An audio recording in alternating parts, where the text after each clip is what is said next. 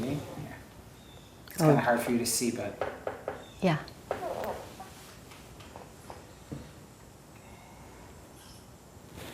Just making sure there's nothing ugly in the background. No, everything's fine. A little bit of the piano, the books.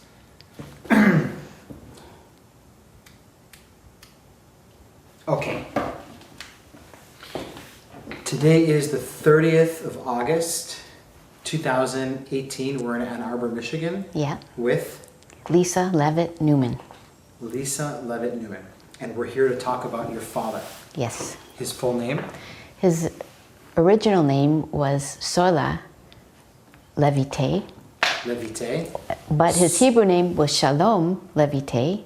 But then when he came to this country, he changed it to S. Daniel Levitt. So, that's his name. So that's his name.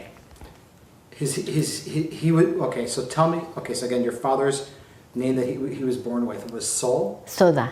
It's Sola. Russian. Sola yeah. It's Solomon, I Solomon. think, in Russian, yeah. Or it's a diminutive of Solomon. Okay. But then Shalom was his Hebrew name. Shalom was his Hebrew name. Yeah. And last name Levitt. Levitt, well, in Israel it was Levite. That's what the family was in Israel. They Frenchified their name, you know, a couple generations earlier. So they're all still Levite in Israel. But when his older brother came to U.S., he changed it to Levitt to simplify. And so when my dad came, he also changed it to Levitt. When and where was your father born? He was born in Ramat Gan in 1926, January 26. January 26, 1926. Yes. No, January 12th, 1926. January 12th, 1926. Yes. And what can you tell me, before we talk about your father, what can you tell me about his parents? His parents were Russian. His dad started out in Gomel, I think, in Russia, in the Pale, I believe it was. But then the family moved to Moscow because his dad, my dad's grandfather, was wealthy. He was a flax merchant, and he was in some merchants guild that, even though he was a Jew, was permitted to live in Moscow. So they lived in Moscow. My grandmother grew up very poor in Orsha.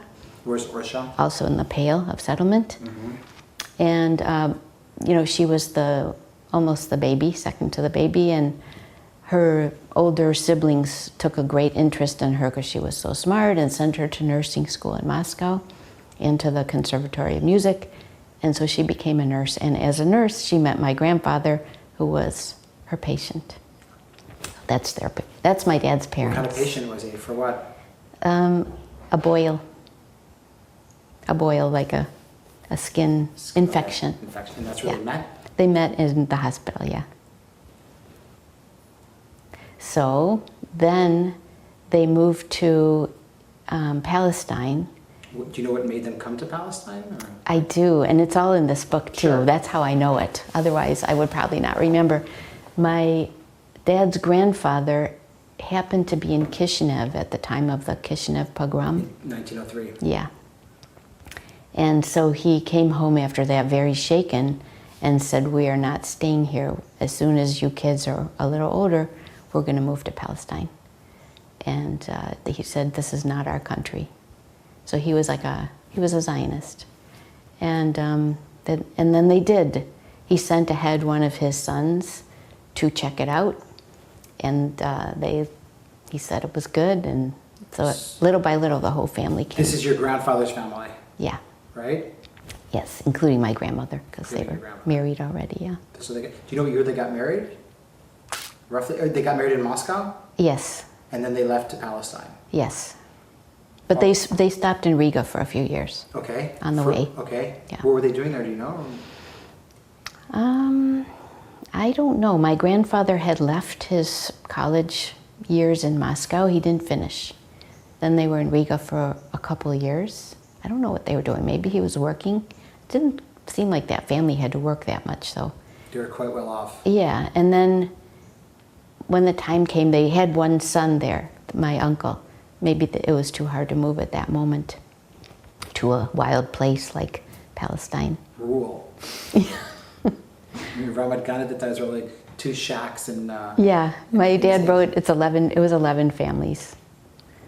So they moved to Ramat Gan. Wait a sec. So your grandparents come to Palestine in what year? Do you know? No, I don't know, but I could figure it out because my uncle was born in 1919. Uh-huh. And he was already born, but my dad, born in 1926, was not born. Okay, so it was somewhere in between. So they probably also ran away from the Bolshevik Revolution. Yes, they did, yes. That's right. You know, and they stopped in Riga for a few years where your uncle was born. Is he the Yeah. eldest? Yeah. His name? Norman Levit. Norman Levit, he's the eldest. Yeah. And they immigrate to Palestine somewhere between 1925 and 1919, probably 22, 23, Yes. something like that. Yes. And they come to Palestine, Yes. and where do they end up? Ramat Gan. They end up in Ramat Gan. Yeah. Your father was born in 1926. He is the youngest. He's the middle. He's the younger. There's only two. There were only two. Yeah. There's only two brothers. Yeah. Okay, gotcha. And he was actually born on a bus. He was, there was no cars, or nobody had a car anyway, and there was just the bus that went to Tel Aviv. Uh-huh. And so when my grandmother was ready to give birth, my grandfather called Mr. Katz, the bus driver, and he came to get them to take them to Tel Aviv. But they didn't get there in time, so he was actually born on the bus. Who delivered him? The bus driver, my grandfather, that's it. That's all there was. She had already had one baby, so maybe she knew how to do it, plus she was a nurse. That's right. Yeah. So he was born on a bus. The bus, yes. What did your father tell you about his early memories of Ramat Gan? Well, he talked about how it was so much fun for him because he was a kid who loved animals, and there was a lot of wild territory around there with a lot of animals and birds and interesting wildlife.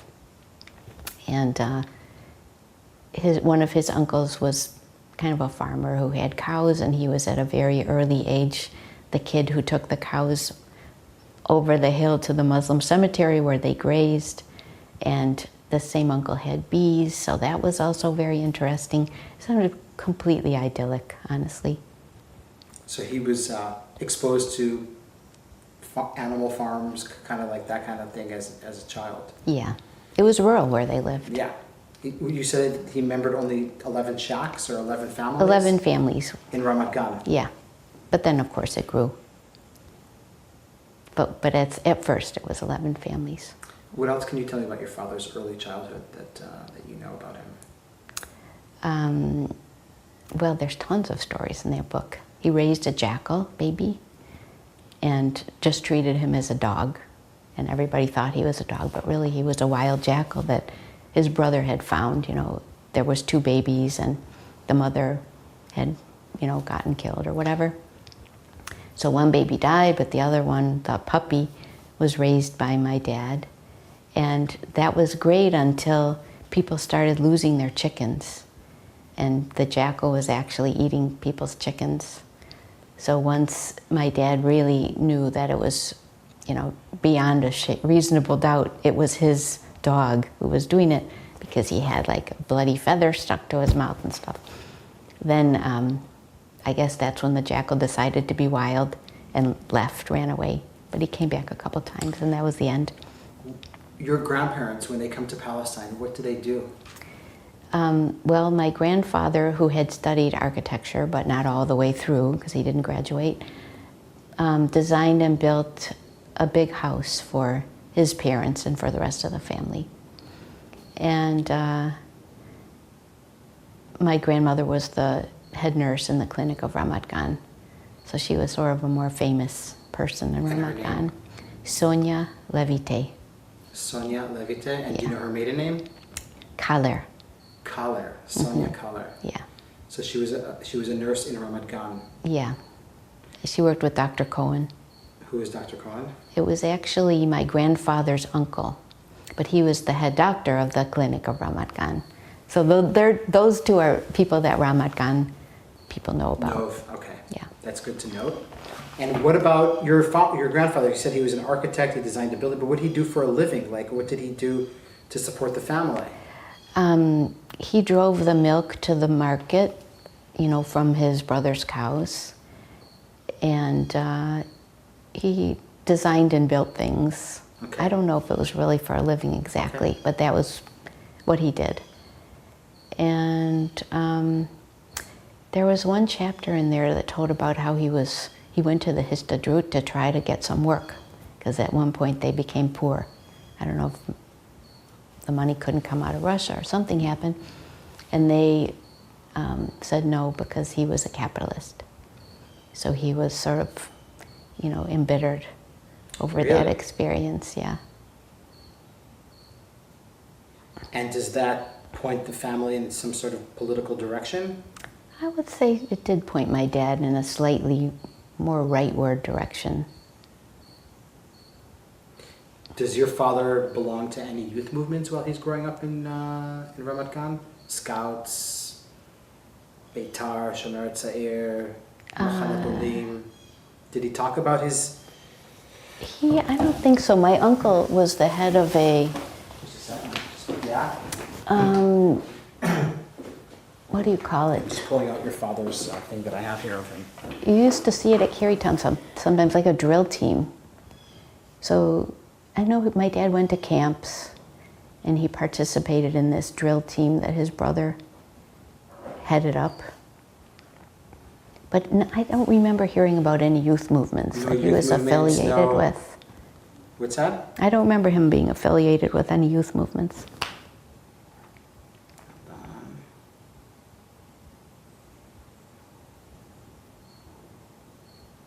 just trying to pull out this. Here we go. This is with your father.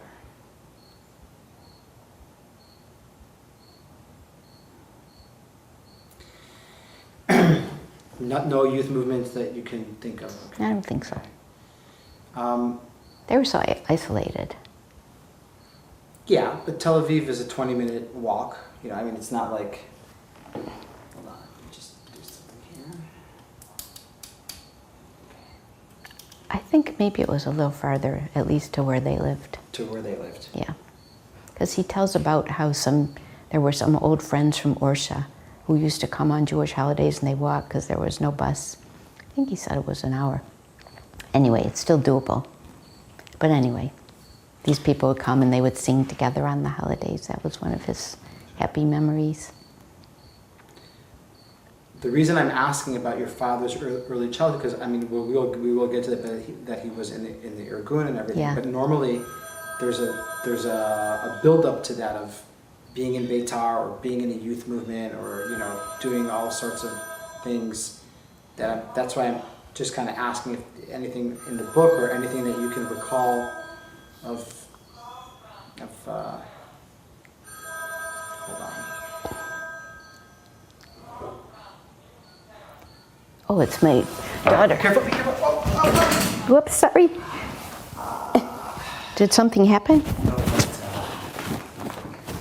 this is just very fragile. Oh no, I see.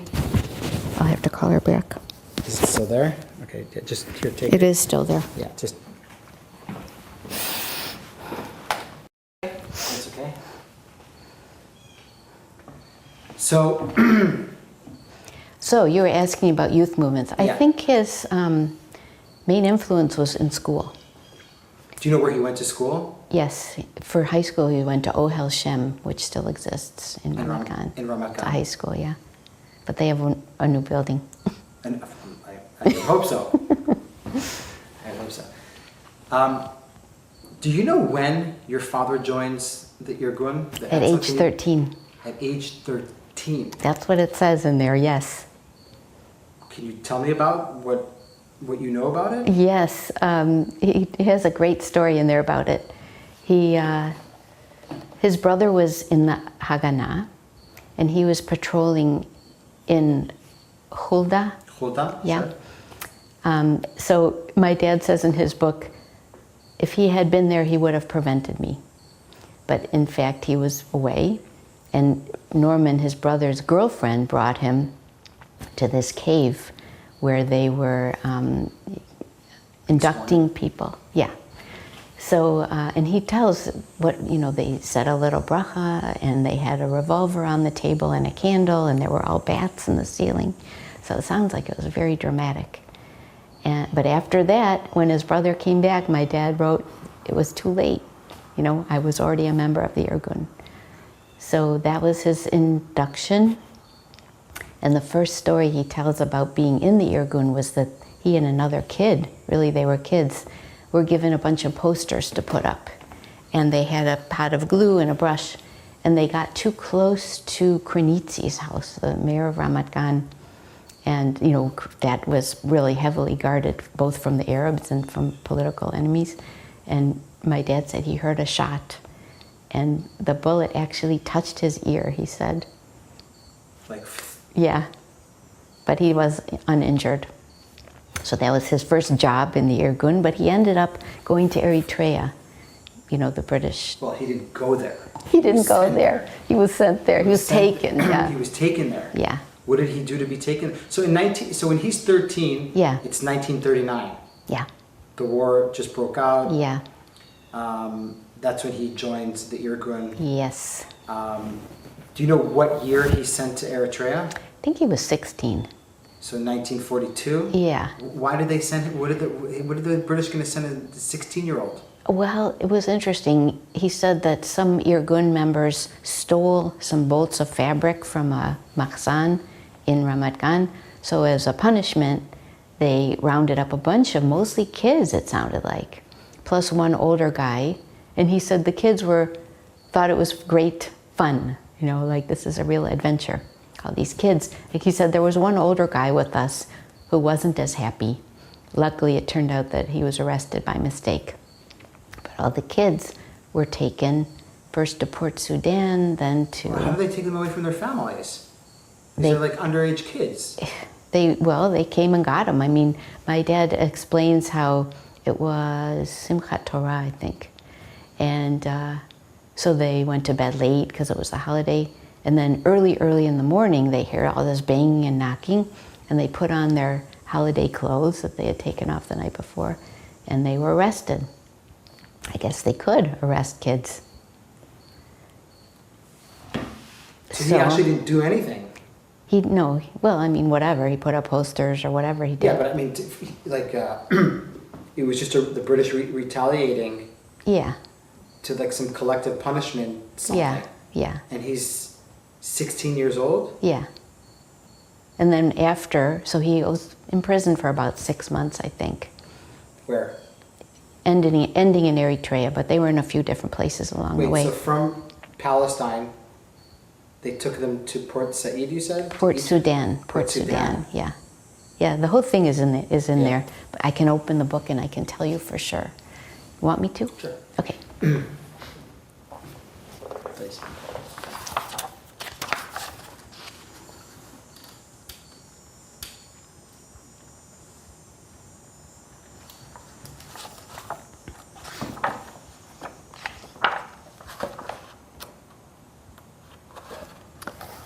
Oh, here's an interesting story in here.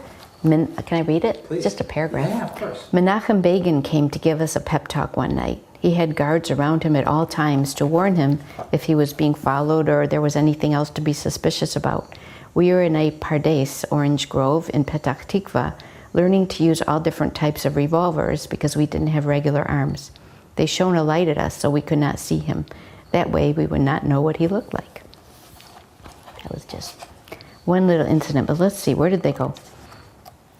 Oh, Lord Moyne, a viceroy to the king, was killed by 2 members of the Stern group. That's one thing that happened. First they were taken... No, about Stern, about the Lord Moyne, because I'm wondering if it's...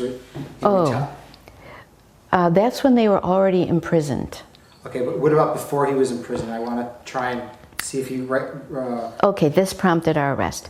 Okay, I was arrested by the British the morning after Simchat Torah. The British had a curfew on the whole city enforced by tanks and armored cars. Somebody in the Haganah had given them a list of Irgun members. The Haganah felt we were too extreme and would jeopardize the Zionist dream. After I was released, Yossele Goldstein, a Haganah member, came to see me. He said, "We got you out," and waited for me to thank him. I quoted to him, "Adonai natan v'Adonai lakach, Yehi Shem Adonai mevorach." God gave and God took away. May God's name be blessed. Like, yeah, well, you got me in too. So they came when it was almost daylight. We had gone to sleep late and had not put away our nice holiday clothes. When we heard them outside, we quickly put on those same clothes. 2 days earlier, Irgun members had taken some bolts of cloth from a makhzan controlled by the British. This prompted our arrest. We were young and thought being arrested was an adventure. We were all singing and clapping except for one prisoner who was about 45 and who was not so happy. Luckily for him, he had been arrested by mistake and they released him. The lorry took us to a regional British police station and jail. They didn't talk to me because they knew my name from a reliable source and didn't need to ask me. From there we went to Latrun, which is on the road to Jerusalem. It was formerly a French convent and the name was a corruption of La Taronne de Ville. We stayed there for about a week in barracks. They counted us every day. The counters were Arabs. Once I tried to open a window, but it was shut with a bang by the butt of a rifle. Then Lord Moyne, a viceroy to the king, was killed by 2 members of the Stern group and they moved us. We were never told where we were going. Several people had tried to escape from Latrun. They managed to get a little cement and made a narrow tunnel. They spread the soil they had removed in a thin layer and planted weeds so it looked natural. The place they were digging was far from the watchtower, so the guards couldn't see them in the dark. 9 guys escaped. Should I keep reading? Please. We knew some of them by reputation. For example, Yehoshu'a Cohen, who was a big risk taker and would accept any mission. He had never let himself get caught until then.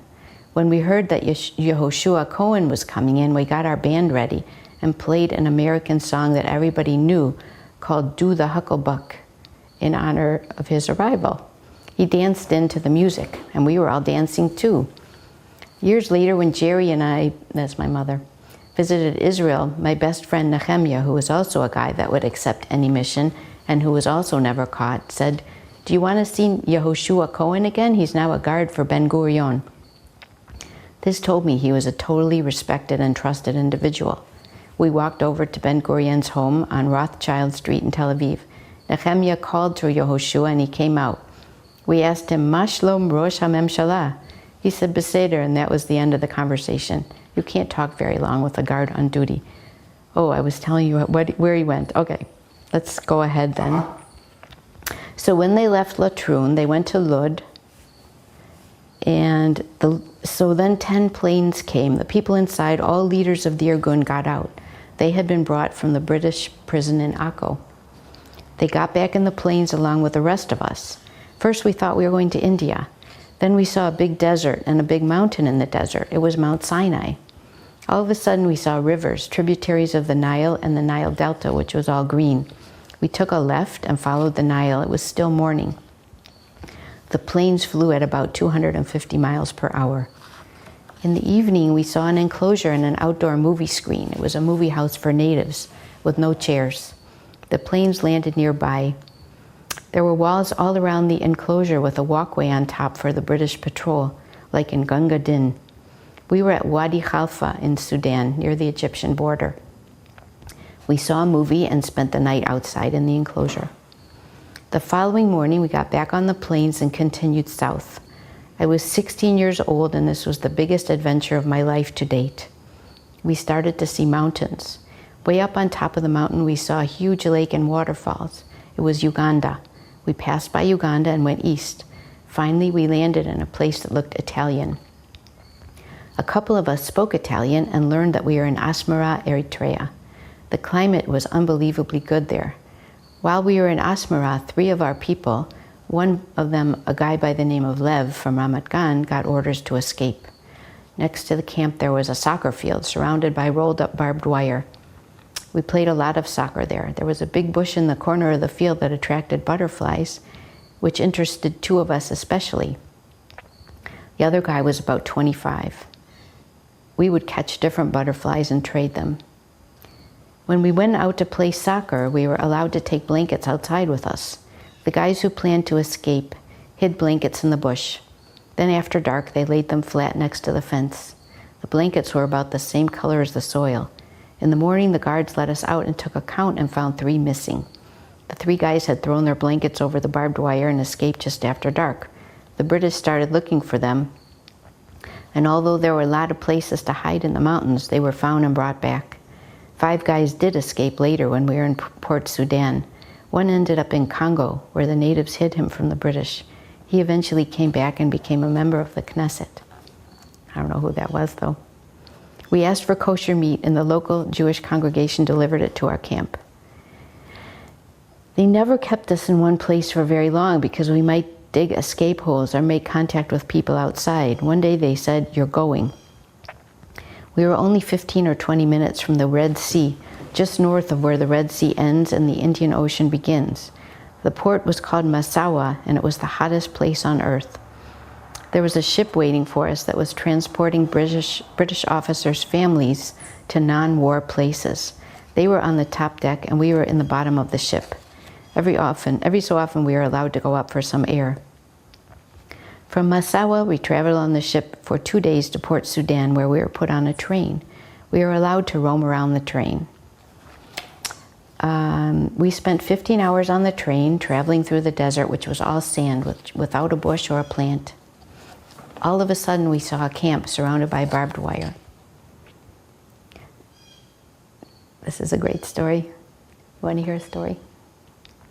Sometimes the British officers were nice, especially those who were not from the upper classes.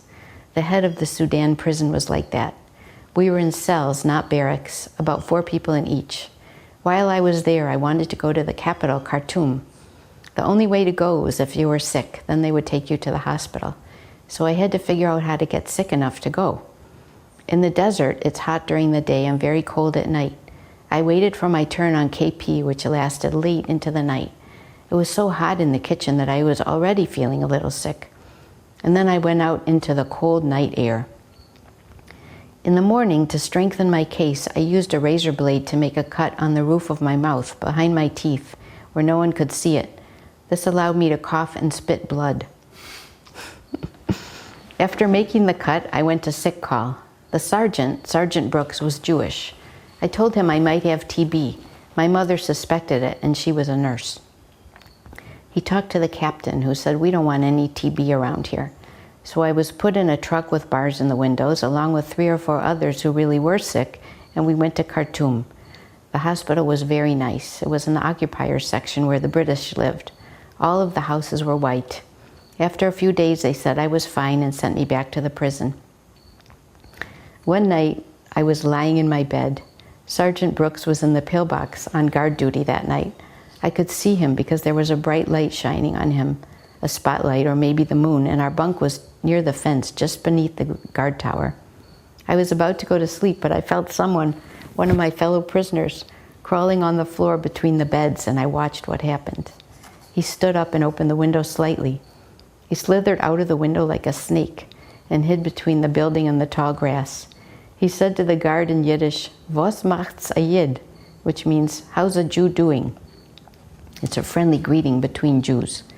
Sergeant Brooks did not answer. The prisoner spoke again, "Ich will antlaufen," which means, "I want to escape." Brooks answered in Yiddish, "If du bist antlaufen, ich will du schießen." If you escape, I will shoot you. The answer came, "You will shoot me? I'm a Jew." "Yes, I will shoot you. I'm a British soldier." They argued back and forth for about 5 minutes. Finally, the prisoner gave up. He said, "Geh in Dreert," or "Go to hell," and crawled back into the window, and that was the end of it. When we, the youngest prisoners, were released, we went by plane back to Palestine. We landed at Nir David, near Haifa. There they put us on trucks. There were 3 or 4 guys going to Ramat Gan. It was a full moon, Purim night, so it's from Simchat Torah to Purim. With us was Dr. Becker, and the British allowed him to examine and treat us.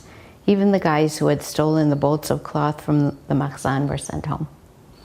And that is the end of that story. So he gets back to Palestine before the declaration of Israel. Yes. And in fact, he left to the United States before the declaration of Israel. I understand that. So what would he tell you about, let's put the book aside for a second, what would your father tell you about his time in Africa? What that you remember, that you can tell me? He made it sound like it was fun. like it was summer camp. He always says in Eritrea when I was a guest of the British. So he makes it sound like the British were nice for the most part. I know they did a hunger strike at one point because they wanted better food, but it seemed like it was successful and they did get better food. So he made it sound very, you know, not malevolent in any way. Any traumas or No, anything. he doesn't. No. And then when he used to go back to Israel, he would get together with some friends who had also been there, and they had a great time talking about it. So when he got back, he went back to high school. Okay. He had missed a little high school, but he went back. I think he finished on time. Because for them, you know, they had to... I'm trying to think about his parents. Like, Oh, they were, of course, horrified and upset. But but for him, it was just like... Right. But they had a lot of letters that he wrote them. I don't Yeah. know where they went. I don't know. My mother says they're somewhere. But they would have been in Hebrew, of course. Sure. Oh, that was another thing. While he was there, he learned how to read and write in Russian. While he was in Eritrea. In Eritrea. Yeah, he only knew it as a spoken language. Right, from his parents. Yes. But there, he had somebody who tutored him in reading and writing, so he learned to read and write in Russian. What happens with him when he gets back? He goes So back to school. He goes back to school. Yeah. This is 1944? Let's think. So he would have changed ages in January between. He would have had a birthday in Eritrea. Right. And so if he went at 16, he came back at 17. And then there was Purim, and so he missed. 6 months. Yeah, he missed quite a bit of school, really. But he did well in school. He was smart and quick learner. So he came back and finished the school year, I guess. And in summer, he always took care of his uncle's cows. I suppose he did that.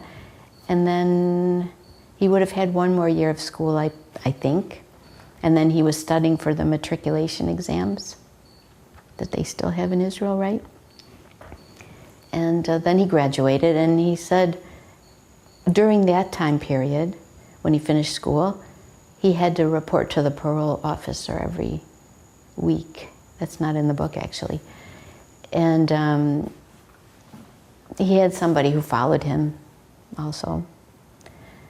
But he didn't seem to think much of it. Was he still active in the Irgun when he got back? I don't know. You don't know? It's a good question. I should think not. I wouldn't be. I don't know, though. He doesn't say. So then, but the parole officer encouraged him to go to university outside of the country. Really? Yeah.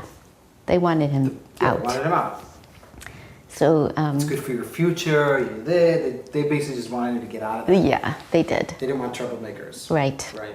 And apparently he was academically, Good quality. yeah, and he was going to go to university one way or another. So they wanted him to go out. So he applied to Oxford, the University of South Africa, the University of Bern in Switzerland, and Wayne in Detroit.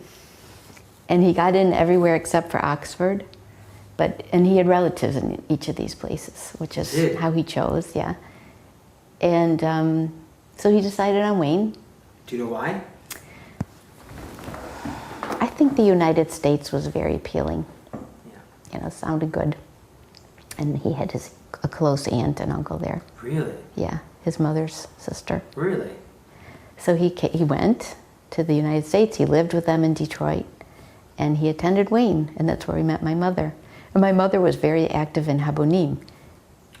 The exact opposite. And she was planning to make Aliyah. So here she's meeting this, Israeli, basically.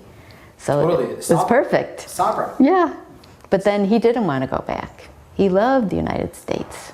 He was one of those really happy immigrants. What did he study when he was at Wayne? He studied, he was in pre-med at first, but then he didn't like that. So he took a lot of history, speech, and he ended up going to law school at Wayne. He was kind of aiming toward law school, I guess, and he became a lawyer.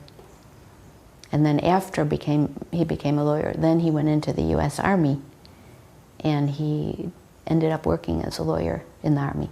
In the Army? It was his first job. as a lawyer. Wow. Yeah. And that was in Verdun, France. After the war? After the war. What was he doing in Verdun? They had, a big army base there, and anything to do with prosecuting war criminals or stuff like that? No. That was just little stuff. Just soldiers misbehaving. Okay. Yeah. KP, you're gonna do KP, Right. stuff like that. Yeah. And you met your mother at Wayne, and your mother's from Detroit. My mother's from Detroit, but he was going to Wayne, but she was going to Cass. She was younger than him, 6.5 years younger. So at first he didn't pay any attention to her because she was too young. But then eventually they met at something at the Labor Zionist building, some kind of Israel event. Do you know if your father, did he ever tell you about him maybe being active in Wayne or in Detroit during 47, 48, as far as, the War of Independence was on? I'm sure he felt a little bit, maybe he didn't, but that he wasn't there. Yeah, I think he did feel a little bad that he wasn't there. And in fact, he didn't go back to Israel for a very long time because I think he felt a little bad about not going back. But, he was in touch with his relatives, but he didn't go back. He didn't go back for many years, actually. I think he went back for the first time when I was 15, and he took the whole family back. So that would have been 71. It's the first time. Wow. But then after that, they went almost every year. It's like getting past the bridge and then, no problem, Yeah, right. Just making sure nobody thought he was... that he ran away. That he ran away, that he should have come back. But no, they didn't. They loved him to come back. So he didn't see his parents for many years? No, they came also. They came. His brother had preceded him. His brother had come to the United States before my dad. In fact, that's how he was able to immigrate. His brother was in World War II, and he fought in Japan, and very decorated. In the British Army? No, in the American Army. The American Army. Yeah, he left, and he came to the United States and became a citizen of the U.S. I don't know how he was able to. It must have been easier then, because when my dad needed to come, they didn't have much of a quota from Palestine, so he wasn't really able to come. So his brother, his brother went to his, congressman with all his medals on, and said, I want my brother to be able to come. And so they worked it out. They actually sponsored a joint act of Congress, this guy, along with Senator somebody else, somebody famous. It's in there. I can look for it. But anyway, there was a joint act of Congress. Probably it was just a tag on to something where, so Shalom Levite is permitted to immigrate. And he comes with his parents? No, he came whenever we figured out he came. 46, 47, yeah. But then they came in the 50s. The parents? Yeah. Okay. And it was easier for them because they were Russian, I think. Something made it no problem. So then they came. And they went back around 1960 because they weren't really acclimated here. They never really adjusted. They were older. So they went back on a ship, and they were there for a year, and then they came back again because they missed the kids, and us, because we were born already. And did your father speak openly about him being a member of the Irgun, and was it something that he was it in his blood, or it was just something that he did, or was he like diehard, or was he like? Well, he was a huge patriot of Israel, so I guess it's part of that. I don't think he felt that they'd done wrong. But his brother was in the Haganah and he was in the Irgun? Yeah, and it sounds like that was almost random. Yeah, he just did it. He probably almost did it to spite his brother in some ways.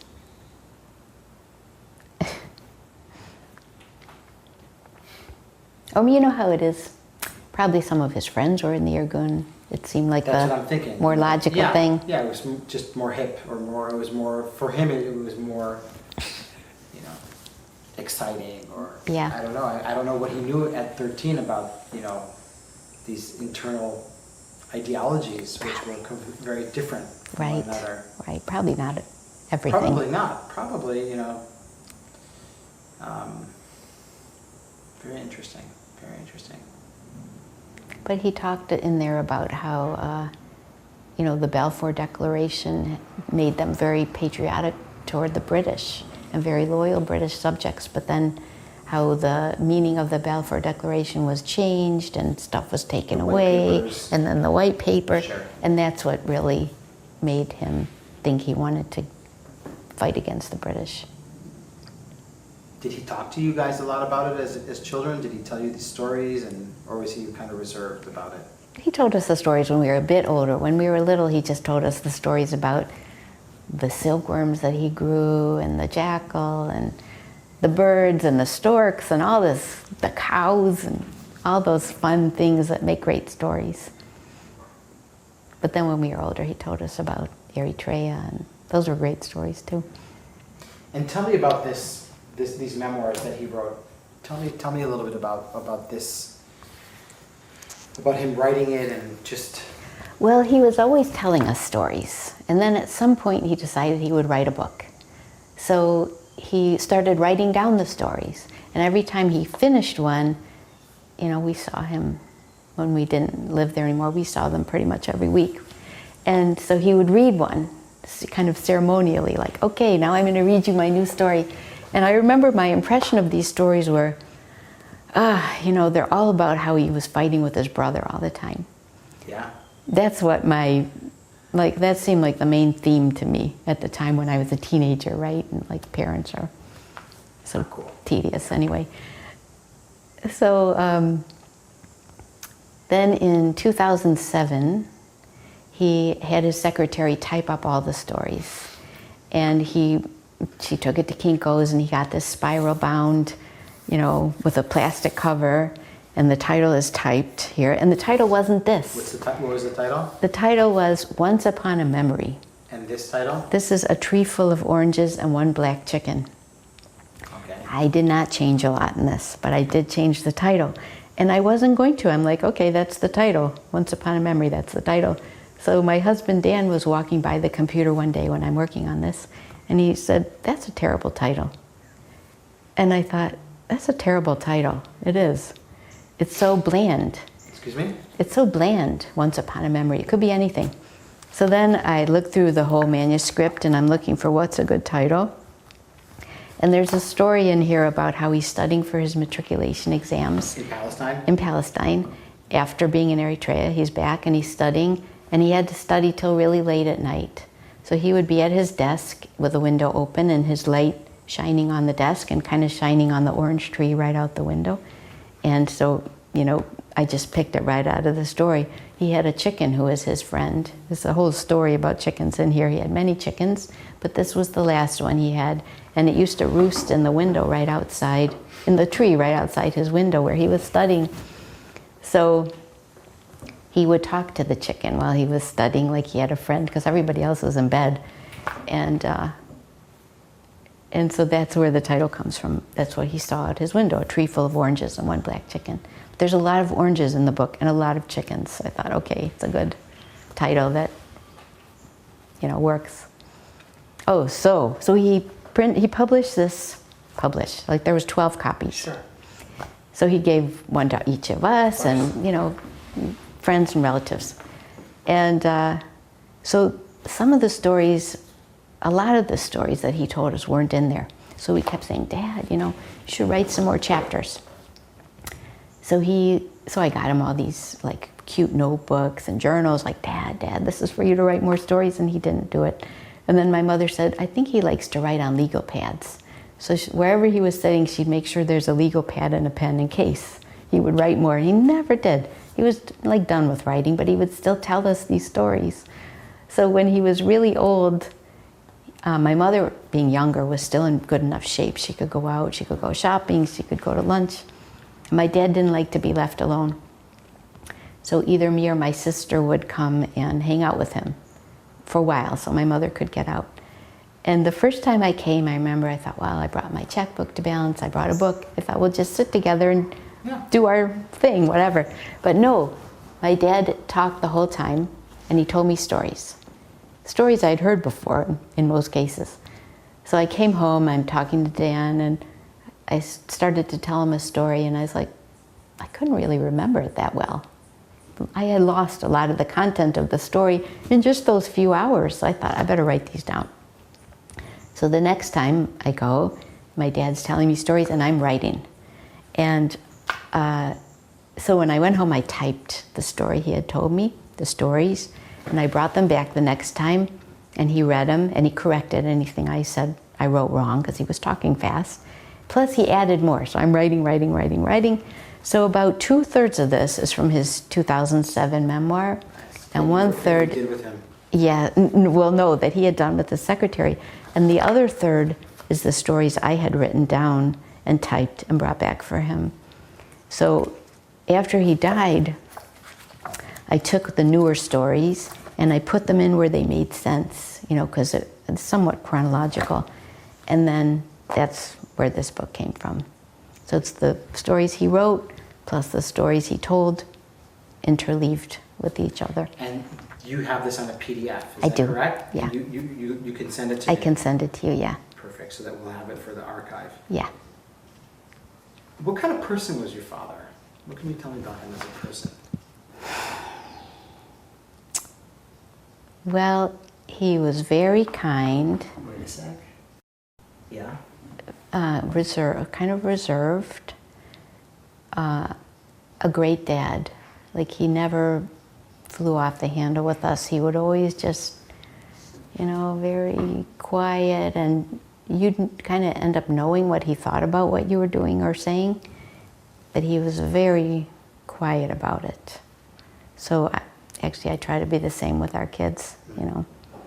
Sometimes they tell me things I don't really like, but I try not to say anything. Just wait. You know, that's how he was with us. He was a great friend. He was like a great lawyer. His clients adored him. What kind of law did he practice? Like general practitioner. Okay. Solo lawyer. Did a lot of different things. Yeah. Yeah. He told me this funny story. Well, he did like divorces and wills and family law and all that. But then as his clients started to have kids who were criminals and stuff, he did more criminal law. Oh, really? Yeah. You know, we did whatever these people needed, he did. And I remember he told me his very first client was a woman who he had done a will for. And she called him back 50 years later. And so he remembered her because she was the first. And he said, why didn't you call me all these years? And she said, I kept your card in my wallet, but I didn't need you. So it was like, he had very loyal clientele.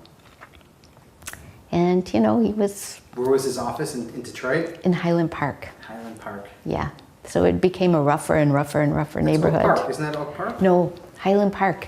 It's like Woodward and 6 Mile Road. Okay. Yeah, it was a rough neighborhood toward the end. That's actually, there's a place there that I used to go to. It doesn't exist. It's called Baker's Keyboard Lounge. Oh yeah, I know. The jazz place. Yes. Yeah. Yes. It's in that area. Right in that area. Yeah. But when he and his friend bought the building, and they rented out to other lawyers, and they had it was like a very collegial setting there. And he writes in here, actually, there's a few stories from his law career. When they bought the building, Highland Park had just won an award for being the cleanest city in the United States. And he said it was really nice, and he was friendly with the mayor, and he was friendly with all the bankers, and it was kind of a small town, Yeah, really. like Gun. Yeah, right. Wow. And just a question that I have. In 1977, Menachem Begin comes to power. Mm-hmm. Do you remember that? Did he say anything? Do you remember him talking? Because I mean, that was, his guy. Yeah. Well, he was happy. Yeah. He was very excited. And in fact, he and my mom used to go to these international lawyers conventions they had in Israel. I think that was usually when they'd go. They go for the convention. Sure, and stay. Yeah. And visit. So Menachem Begin spoke at one of them. I don't know, maybe it was around that time. And so my dad went and talked to him, and that was such a big, Sure. wonderful thing for him. Sure. To meet him again in person No and talk to flashlights. him, right? No flashlight. So yeah, he was a good friend to people. He studied Talmud with one friend, and he and my mother were in a Zionist discussion group at one point, actually for many years, probably a lot of her Habonim friends. And they stayed friends with all those people. Yeah, he was in a bowling league. You know, he was a happy, busy guy. Very smart. Loved his grandchildren. When did he pass away? January of 2016. 2 days short of being 90. 2 days short of being 90? Yeah. But you know, he could have died sooner. He had so many things wrong with him. He had so many, organs on the verge of failure and all sorts of stuff. So we always felt in the last years he was like a house of cards. Yeah. We'll just take one little blow and he'll die. And no, he survived for quite a long time like that, but then he did die.